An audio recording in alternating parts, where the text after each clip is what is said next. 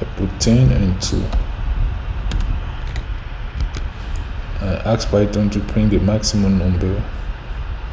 It's going to print 10. Max number. I think the quotation is not. I think I have to put quotation. Maximum numbers. So as it's working,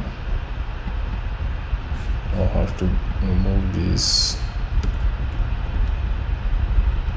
variable. Okay. Ask Python to print the max. Print 10. Okay. If I ask Python to print the minimum,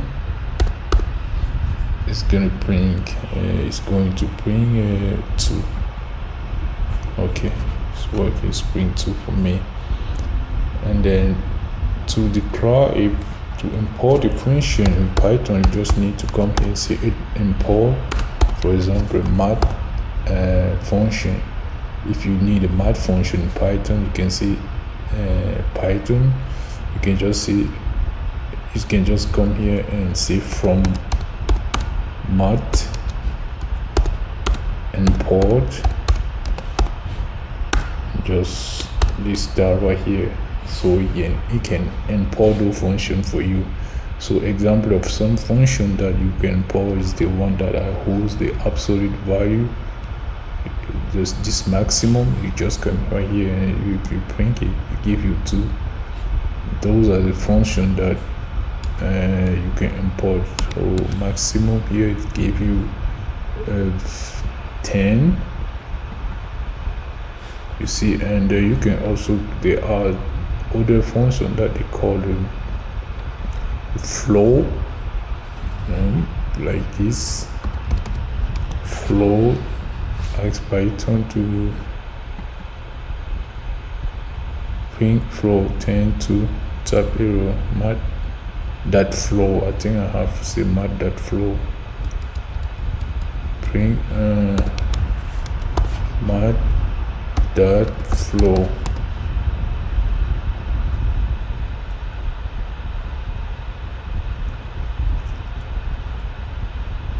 Take exactly one argument to given.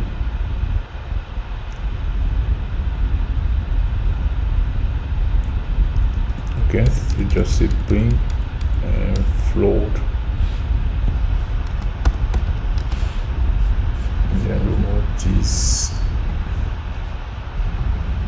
make that flow double bracket, and then I think the flow is just arrangement of number, right?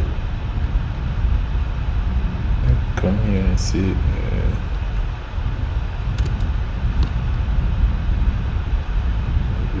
come here and see 1 and then 2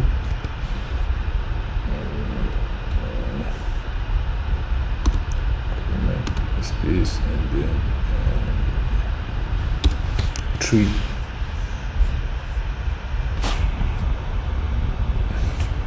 Tab arrow math that flow, take exactly one argument, given 3.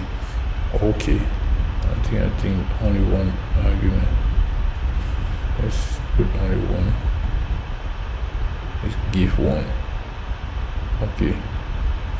If I change flow by cell, cell is a wall of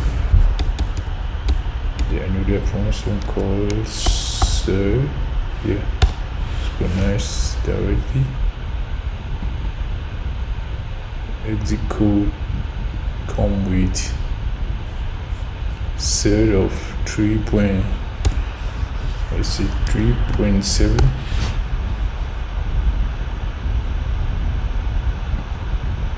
Give 4. So we just convert that to cell on Celsius. Like Celsius, right? No, it's just like a round number, so it's round into a Celsius number. You can also use a square, like a square example, I came here, say square is sqlts, and the function asks a square for 25. I'm gonna give you 5. Oh, what's this? I think I have to run. And this square of 25 is 5. Yeah. So square of 100 give you 10. That's good, exactly. So this is how you can do a lot of things with Python. You can import a mathematical function or a literature function in Python. So at the end of this tutorial, I'm going to be able to build a very important application that we're going to run, and you're going to see how Python is very powerful in the term of a virtual technology. Python is very powerful.